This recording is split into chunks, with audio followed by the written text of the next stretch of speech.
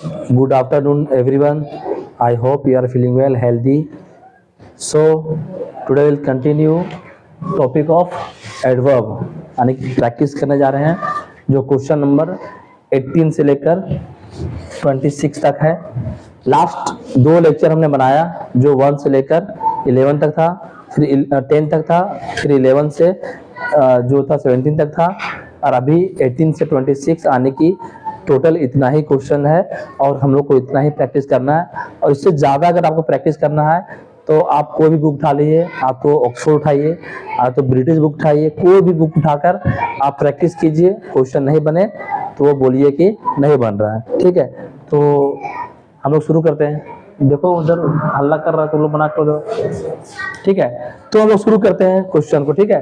देखो, this room is not big, यह room बड़ा नहीं है, Khalistan, for both of us to study our lesson. देखो सेंटेंस जो बोल रहा है ना, इसमें से क्या करना है, सबसे पहले क्वेश्चन को पढ़ना है, उसके बाद हम लोग को इसका आंसर निकालना है। बोल रहा है कि दिस रूम, यह रूम बड़ा नहीं है, ठीक है, फॉर बोथ ऑफ अस, हम लोग दोनों को स्टडी करने के लिए, आवर लेसन। तो इसमें क्या होगा, तो हम बोलेंगे ना ये रूम इतना बड़ा नहीं है, this is not big, this is not big, so just या नियरली। तो देखो नियरली की कोई बात ही नहीं है, यहाँ पे बड़ा छोटा बात कर रहा है क्या। अच्छा ये जस्ट हो गया, this room is not big just. Sir just big के बाद जस्ट कैसे आएगा, तो क्या होगा, this room is not big, ये रूम बहुत बड़ा नहीं है, इसलिए फॉर बोथ अस, हम लोग आपस में नहीं रह सकते हैं, नहीं। तो हम लोग क्या बोलते हैं, कभी भी बोलते हैं ना कि ये रूम बड़ा नहीं है, ये रूम बहुत बड़ा है, दिस इज नॉट बिग, तो हम लोग उस वक्त हम लोग यूज करते हैं दिस इज नॉट इनफ, ये इतना भी बड़ा नहीं है कि हम दोनों को स्टडी, है ना, both of study to our lesson, हम लोग दोनों नहीं पढ़ सकते हैं। तो क्या होगा, इनफ होगा। समझ पाए ना, पुट करके रखो ना, this room is not big, ये रूम इतना बड़ा नहीं है, इतना बड़ा नहीं, नॉट बिग इनफ। इनफ मतलब होता है कि पर्याप्त मात्रा, पर्याप्त नहीं है, मतलब ये रूम बहुत ही ज्यादा बड़ा नहीं है। Next, she is very punctual, she is one on time for a school, बोलता है कि वह बहुत punctual, she is very punctual, वह बहुत पंक्चुअल है। She is never on time for a school. देखो सेंटेंस पहला बोल रहा है वह बहुत पंक्चुअल है, पंक्चुअल मतलब क्या होता है, जो हर काम को टाइम पर करे, तो पंक्चुअल है। तो शी इज नेवर, नहीं, जब पंक्चुअल है तो वो स्कूल टाइम पर नहीं पहुंचेगी, नहीं पहुंचेगी। She is always on time for school, लेकिन ऑलवेज इसलिए नहीं लगेगा क्योंकि वो उसका हैबिट बताएगा, और हैबिट बताने के लिए हम लोग प्रेजेंट इंडेफिनिट ही होगा। अगर हम लोग टेंस में अगर पढ़ते तो हम लोग पढ़े थे, है ना, ही ऑलवेज टेक या टी, तो यहाँ पे ये ऑलवेज है, ठीक है, यहाँ पे हम लोग हेल्पिंग वर्ब की जरूरत नहीं पड़ता था, लेकिन हम लोग पढ़ क्या रहे हैं, बंद हो गया,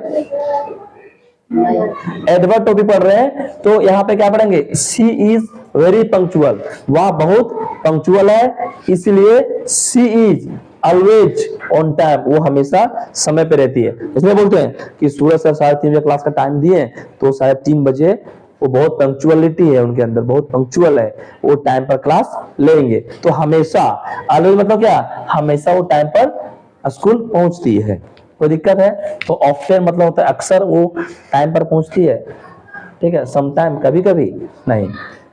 ही इज वर्किंग हार्ड, अब देखो ये हार्ड है, हार्ड के बारे में बताना है कि क्या है, प्रीपोजिशन है, एडवर्ब है, कंजंक्शन है, नाउन, तो नाउन नहीं है।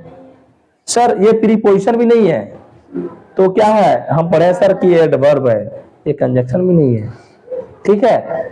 नेक्स्ट ये बोल रहा है कि फाइंड एडवर्ब वर्ड, एडवर्ब को छापना है। फेस, अब इसमें क्या करना है, सेंटेंस बनाना है। क्या बनाना है, सेंटेंस। मिक, फुरी, ये सब क्या है, नाउन है। फेस क्या है, नाउन है, लेकिन इसका एडवर्ब क्या है, या पेस है। ठीक है। नेक्स्ट, इट टूक अस, क्या, इट टूक अस, या हमसे लिया 5 hours, 5 घंटे लिया, टू रीच द एयरपोर्ट। मतलब हम लोग क्या लगा, 5 घंटा लगा हम लोग को एयरपोर्ट पहुंचने के लिए। तो इट टूक अस, ये बोला, इट टूक अस 500, हम क्या बोलेंगे कि हम लोग को 5 घंटा लगा एयरपोर्ट तक पहुंचने के लिए। तो हम लोग क्या क्या बोलेंगे इसमें कि हमेशा, हमेशा लगा, नहीं सर हमेशा कैसे लगा। इट टूक, लिया 5 घंटे एयरपोर्ट पहुंचने के लिए, इनफ लगा, नहीं, नॉट लगा, नहीं सर, नियरली, है ना, नहीं बोलता है कि हमें उस स्कूल के नजदीक, उस स्कूल के करीब पहुंचने के लिए। तो क्या स्कूल में पहुंचा, एयरपोर्ट के अंदर गया, नहीं, उस एयरपोर्ट के नजदीक पहुंचने के लिए, एयरपोर्ट तक पहुंचने के लिए नहीं बोलते I am near by you, मैं आपके नजदीक हूं, मतलब आपके आजू बाजू, आपको किनारों में हूं, आपके लोकेशन के आसपास हूं, इसलिए हम लोग क्या करते हैं, नियरली लगाते हैं। पहली बात। दूसरी बात, ठीक है, कि नोट लगेगा नहीं, इनफ मतलब बहुत ज्यादा होता है, पर्याप्त, पर्याप्त समय लगा। तो it took us nearly 5 hours, 5 घंटे के लमसम में हमको पहुंचने में वहां पे लगा। Okay. Next, he looked above in the sky. ये लुक्ड जो है क्या है, वो हम लोग को आइडेंटिफाई करना है। तो सेंटेंस पढ़ो, लुक्ड एबव, तो ये वर्ब है और वर्ब को क्वालिफाई कर रहा है, तो क्या कहलाएगा, एडवर्ब। ये वर्ब नहीं होगा, वर्ब तो वो है, नाउन नहीं होगा, ये एडजेक्टिव भी नहीं होगा।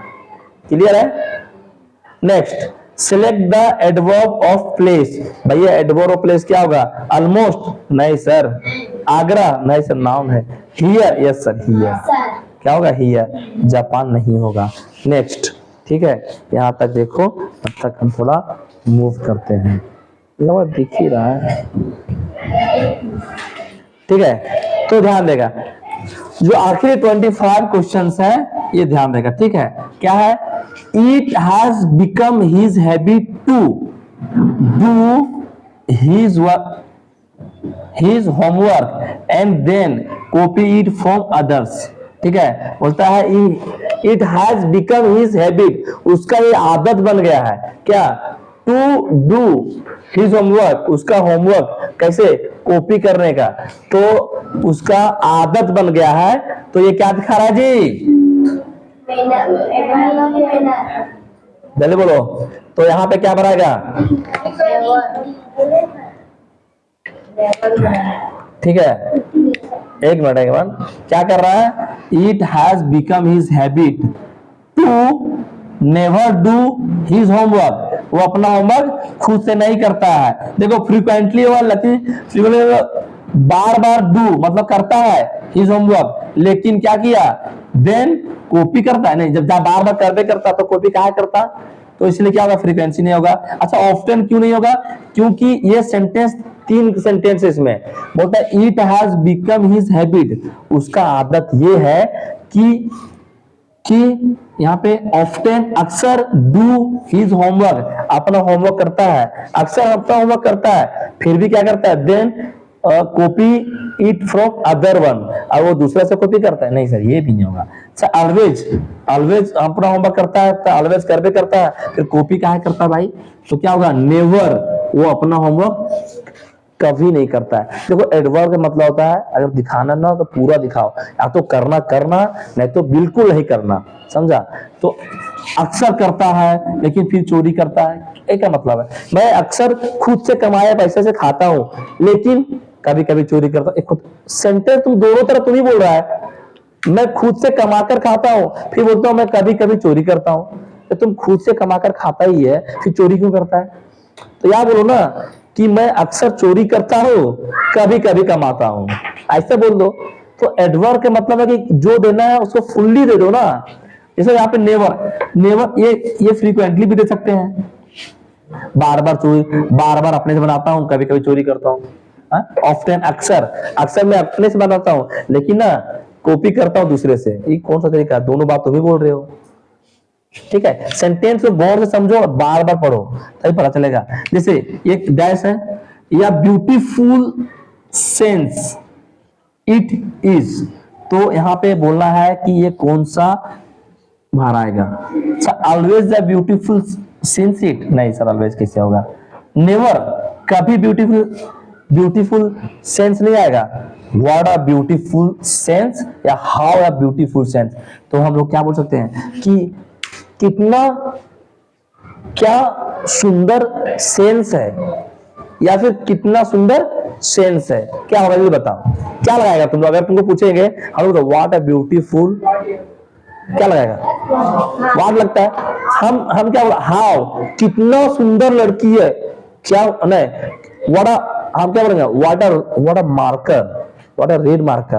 अब बोलेगा हाउ या रेड मार्कर, कैसा है रेड मार्कर। कैसा मतलब उसके बारे में वर्णन कर रहे हैं, लेकिन ये बता रहा व्हाट, वाओ क्या तुम्हारा सेंस है ना। तो क्या होगा? व्हाट होगा। क्या होगा? इस प्रकार से तुम्हारा द इंड हो गया। कौन सा टॉपिक? एडवर्ब। ठीक है, अब अगला टॉपिक हम शुरू करेंगे क्या? प्रीपोजिशन।